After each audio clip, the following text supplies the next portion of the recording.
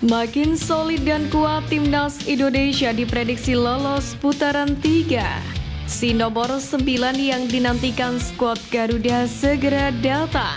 STY tambah pemain naturalisasi, pemain grade A turun gunung. Simak informasinya sebagai berikut.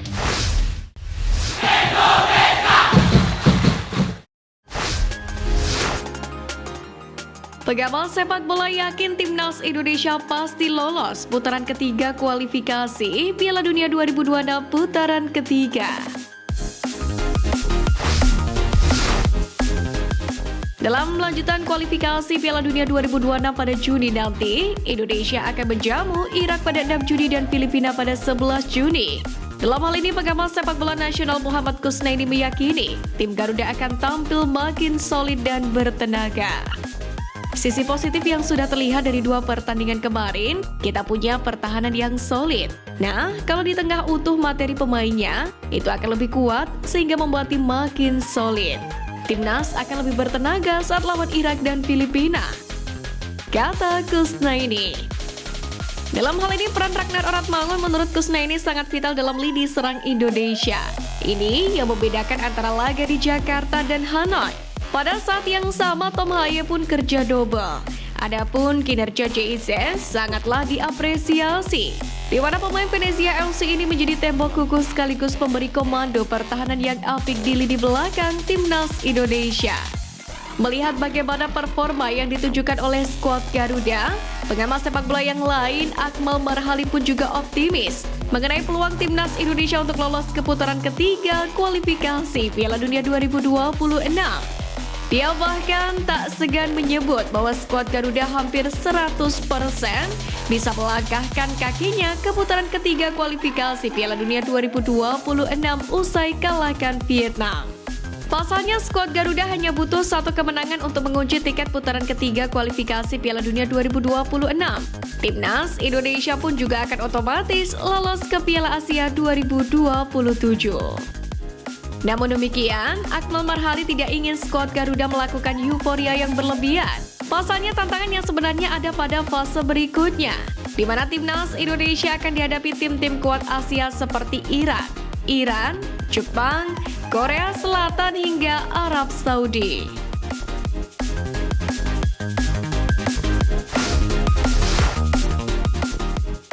Deretan pemain grade A yang bisa digait Timnas Indonesia jika lolos Piala Dunia 2026.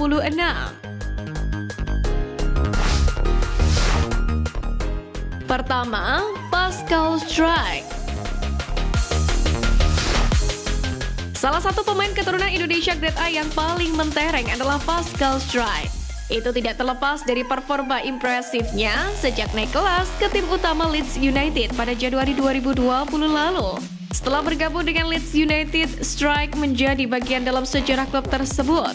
Dia ikut berjasa menjuarai English Football League atau EFL, atau divisi Championship yang merupakan kasta kedua di sepak bola Inggris.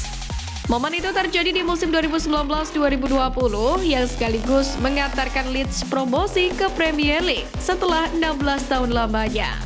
Meski kini Leeds United kembali terdegradasi ke Championship, Pascal Struijk masih menjadi andalan The Whites.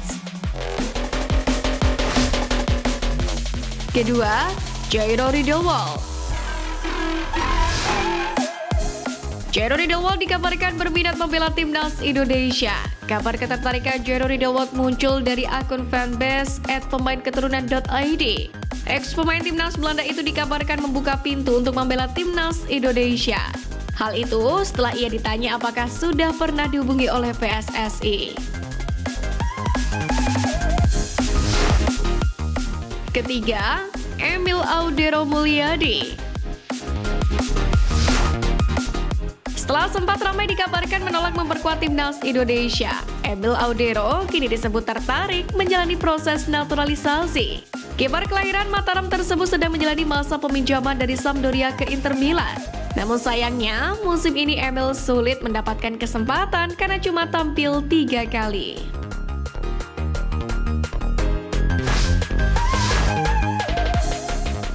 Sintayong pastikan tambah pemain naturalisasi, si nomor 9 yang dinantikan segera datang.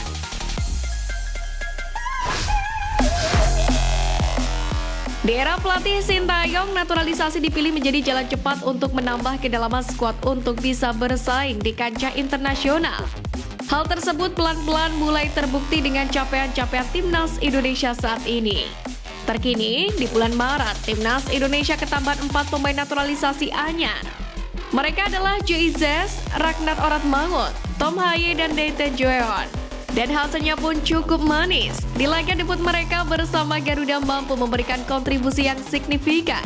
Bahkan Jesus dan Ragnar Oratmangun mampu mencatatkan namanya di papan skor. Namun sepertinya, Sintayong belum merasa puas sepenuhnya.